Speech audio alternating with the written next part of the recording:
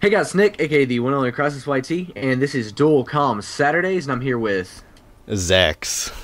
yeah, Freaking he name is is, confusing. yeah. I actually didn't know how to say it at first. I kind of figured it out though. I figured it was like Zax or something like that. But and you guys can go check out his channel. There's a annotation on the screen as well as the first link in the description is his. But yeah, we're gonna go ahead and jump on into this. We're gonna be talking about like Infinity Ward versus Treyarch. He came to me with this topic, and I was like, yeah, that seems pretty cool because I think we're kind of different sided on this. So, like, which one do you think is better, Treyarch or Infinity Ward? I personally like Treyarch better, and I mean, I could list my whole entire point, or why I personally find it a little better um, over Infinity Ward. I don't know. Do you want to kind of go into that, or? Yeah, go ahead. All right. Well, I mean, everybody has their arguments here, but I mean, a solid point with Treyarch and Infinity Ward is that Treyarch definitely has the advantage with their map layouts and whatnot. Like, would you agree with me there? No, the reason I wouldn't agree with you on that is they have bigger maps, and some people like that, and some people don't. I like smaller maps that Infinity Ward does. Like for example, like Dome is really small, but that's not kind of what I'm shooting at here. I'm shooting at maps like Underground and stuff like Yeah, that, which Underground's a is good map. yeah, which is still a smaller map compared to Treyarch's maps. Like Jungle was huge. I'm trying to think of other big maps. Just maps. I mean. I forgot maps that were on Black Ops at this point. I Yeah, there remember were some big Jungle. maps. Yeah, There were some there's a big lot maps. more big maps on that game. Whereas I don't think there's any big maps really on Modern Warfare 3. So I guess Interchange would be the biggest one on Modern Warfare 3, which is the longest map. So yeah, that's why I wouldn't agree with you there. But I mean, what else? What else? What other reasons do you have?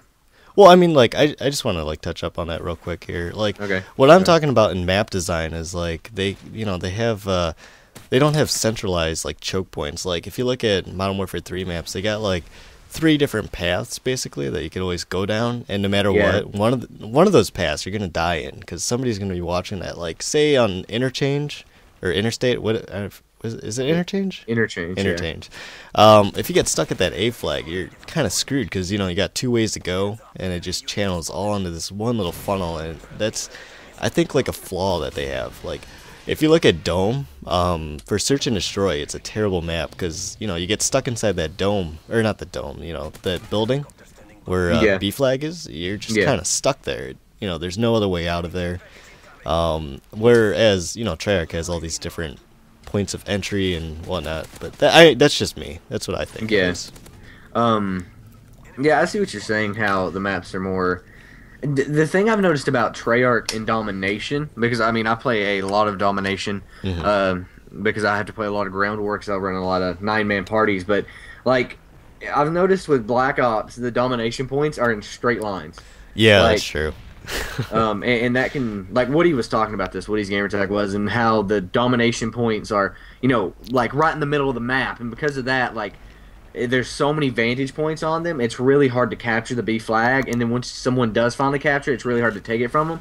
Whereas Infinity Ward will put the B flags, in different places, and they won't put them in a straight line and things like that. They'll actually think about where they put them, I guess you could say, and like place them in places where it's not. You have to actually try to defend it really well to be able to keep the flag. Yeah, And that's one definitely thing understand that I that. like about Infinity Ward's maps. One thing I do like about their maps that I don't know, maybe I just missed them in Treyarch, but with Infinity Ward, they cater to like the competitive battler or gamers a lot.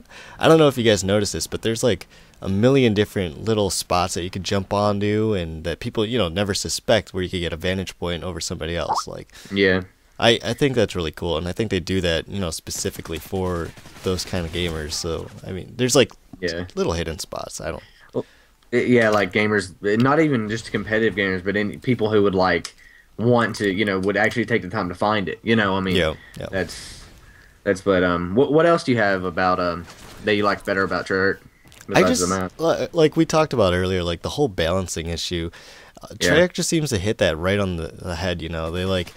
They make it so.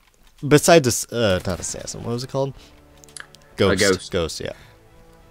Besides Ghost, which was like a broken perk to an extreme, most of their stuff was pretty balanced. Like in terms of how effective something was. Like their flak jacket, it was a little too powerful at times, but they got the right idea with that. Yeah, that's something that I wish Infinity Ward would have done more on the Blast Shield. Oh, Blast Shield just definitely. completely failed on Modern Warfare 3, and Well, dude, it's sorry, go on. it's not even worth really using it. Whereas, you could get hit by a grenade directly on Black Ops and it would barely hurt you. If you get hit by a nade with Blast Shield I was talking about with Flag Jacket on Black Ops, it would barely hurt you. And if you get hit with a nade with Blast Shield, you're gonna be almost dead. Yeah, no, When you're using it. So even in hardcore, like that's the main purpose of Flak Jacket for hardcore modes yeah, is that you don't get killed by noob tubes and whatnot. But like, I don't know, even with a blast shield in hardcore, even if the nade's like far away from you, you'll still die by it. I don't know. It just seems yeah, like an ineffective perk, and I don't know. Their sense of balance is nice. I heard they're not bringing lightweight back, which is kind of disappointing. But I mean, I guess taking lightweight out of the game really did help in Modern Warfare 3. But yeah. Well, it's just like, well, I mean, once they take something out, it's hard to add it back in. For example, stopping power. They're yeah, gonna take they took stopping power out with Black Ops, and now you can't add it back in without the community is gonna get mad about it. So it's really kind of I guess a sinking ship there where you can't do anything. well, I heard there's a rumor actually about Juggernaut returning, but in a different form. To Yeah, balance out like if you want Juggernaut or the like some kind of hidden recon ghost perk thing. But yeah, the Juggernaut thing, it's not giving you increased health. It's making it so you heal faster. So if you get shot and you like run away, you'll heal like maybe like 30% faster or something like that. yeah. That would might be okay. I mean it'd be however they presented it in the game. As far as countering it. Because it comes down to perks should never be too good. There shouldn't be any perks in the game that are so good that everyone wants to use that perk. Yeah, exactly. And stopping power, for example, was like that. And like that's something that doesn't need to be in the game. And I think them taking out lightweight, which was something that I would have run a lot, especially when playing competitive on Black Ops, because there was really no other good perks in that slot. So because Flag Jacket was illegal in competitive play. Yeah. So there you go. That's what I was doing. But you got any final closing thoughts, real quick? We're running up on like 7 minutes, I think. Oh, are we? Jeez. Yeah. I don't know. Like, I'm just looking forward to Black Ops 2, and hopefully, I'm really hoping Treyarch pulls something something different, something a little nice. Yeah.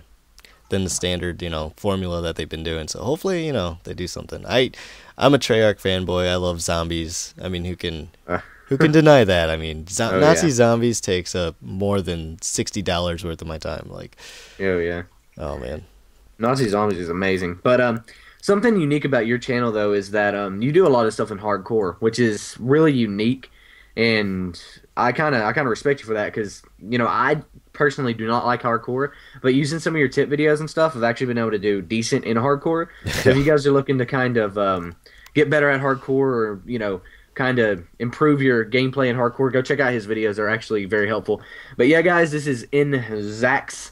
And you can go check out his channel. Like I said, first link in the description. I'm Crisis YT, and peace.